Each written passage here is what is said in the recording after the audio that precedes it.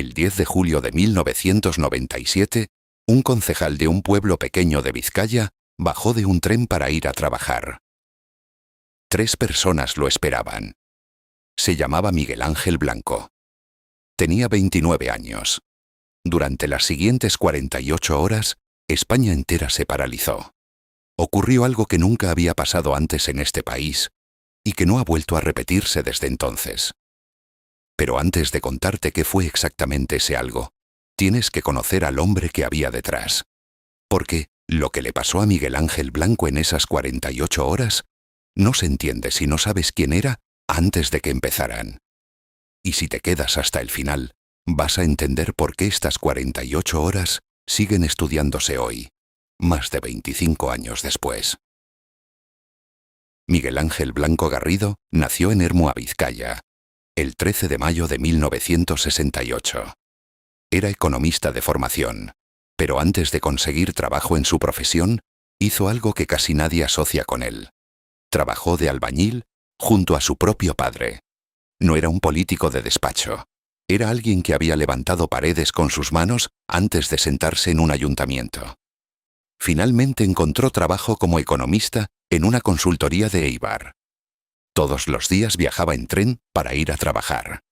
Esa misma rutina, la de cualquier persona que madruga para ir a su empleo, fue la que, sin saberlo, facilitó su secuestro. En 1995 se afilió a Nuevas Generaciones del Partido Popular del País Vasco. Ese mismo año fue elegido concejal de su pueblo, Ermua. No era una figura nacional, no salía en los telediarios. Era, hasta ese momento, un concejal más de un ayuntamiento pequeño. Alguien que cualquiera de sus vecinos podría haber sido. Y esa es quizás la parte más importante de toda esta historia. Lo que le pasó después no le pasó a un símbolo. Le pasó a una persona normal. 9 días antes de su secuestro, ocurrió algo que visto ahora parece casi un presagio. El 1 de julio de 1997, la Guardia Civil rescató a José Antonio Ortega Lara, un funcionario de prisiones al que ETA había mantenido secuestrado durante 532 días. 532 días encerrado en un zulo. Un agujero excavado bajo tierra, sin apenas luz ni contacto humano. Su liberación fue recibida como una victoria nacional. Un secuestro que parecía no tener fin, había terminado bien. Pero horas después de esa liberación, un portavoz del entorno de ETA hizo una advertencia que en su momento casi nadie interpretó como lo que realmente era. Dijo, textualmente, que tras la euforia llegaría la resaca. 9 días después, esa frase dejó de ser una amenaza vaga. Se convirtió en Miguel Ángel Blanco. El jueves 10 de julio de 1997, 3 miembros de ETA secuestraron a Miguel Ángel Blanco cuando bajaba del tren camino de su trabajo. Aquí está el primer dato que sorprende a mucha gente que cree conocer bien este caso. ETA no pedía solo la liberación de un preso ni un intercambio.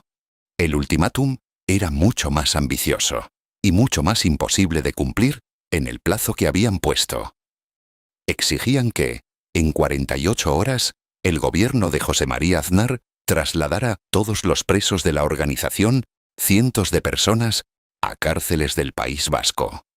No una excarcelación, un traslado logístico y político de una magnitud que ningún gobierno podría ejecutar en 2 días, aunque quisiera.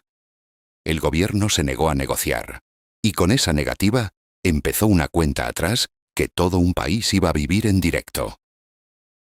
2 días después del secuestro, se convocó una manifestación en Bilbao. Acudieron hasta 500.000 personas. Detente un segundo en esa cifra. 500.000 de personas, en una sola ciudad, en cuestión de horas. Fue la mayor manifestación contra ETA en toda la historia de España. Pero Bilbao no fue la única ciudad. Hubo manifestaciones en San Sebastián, en Vitoria, en Madrid, en Barcelona, en Zaragoza y en decenas de ciudades más, grandes y pequeñas, por toda España. Sumando todas esas ciudades, la cifra final todavía sorprende hoy. 2,5 millones de personas salieron a la calle en toda España durante esas 48 horas. Millones de personas que nunca habían visto ni conocido a Miguel Ángel Blanco. Y aún así, muchos españoles decían ver en él a un hijo, a un hermano, a un amigo. Familias enteras pasaron esas horas pegadas a la televisión y a la radio, con la esperanza de que el ultimátum, de alguna manera, no se cumpliera. El 12 de julio, los 3 secuestradores metieron a Miguel Ángel Blanco en el maletero de un coche. Lo llevaron hasta una pista forestal en la Sarte Oria, en Guipúzcoa. Allí, a las 4:50 de la tarde, uno de los secuestradores le disparó 2 veces en la cabeza, mientras otro lo obligaba a arrodillarse con las manos atadas a la espalda. Y aquí hay un dato que muy poca gente conoce, y que cambia por completo cómo se vivieron las horas siguientes. Miguel Ángel Blanco no murió en el acto. 2 hombres que caminaban por el campo lo encontraron poco después, todavía con vida. Lo trasladaron de urgencia a un hospital de San Sebastián. Durante esas horas, mientras los médicos luchaban por salvarlo, hubo un resquicio de esperanza que recorrió el país. Quizás, después de todo, la historia podía tener un final distinto. No lo tuvo. Miguel Ángel Blanco falleció a las 5 de la madrugada del 13 de julio de 1997. Tenía 29 años. 25 millones de personas siguieron la noticia de su muerte a través de la televisión. Para ponerlo en perspectiva, en 1997, España tenía apenas 40 millones de habitantes.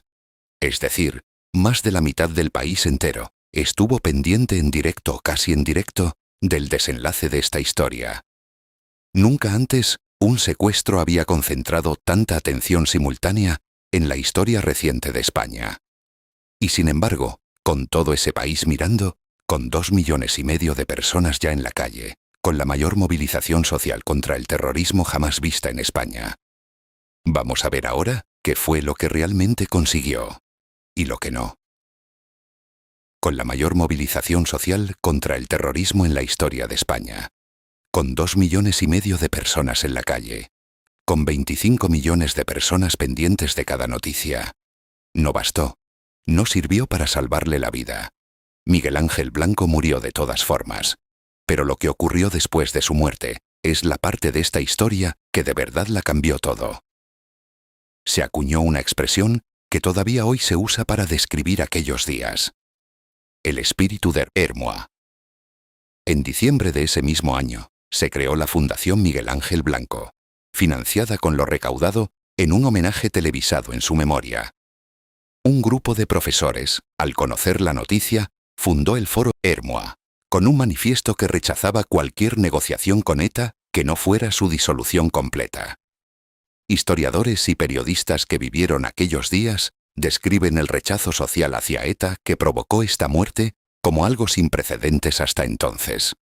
Miguel Ángel Blanco pasó, en 48 horas, de ser un concejal desconocido fuera de su pueblo, un hombre que había sido albañil, que cogía el tren cada mañana como cualquiera, a convertirse en el nombre que un país entero no ha olvidado en más de 25 años.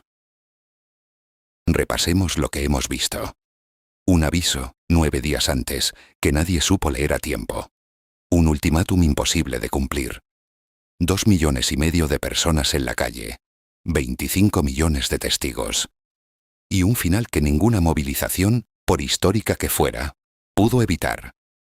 A veces la historia no se mide en si algo funcionó o no funcionó. Se mide en lo que cambió después.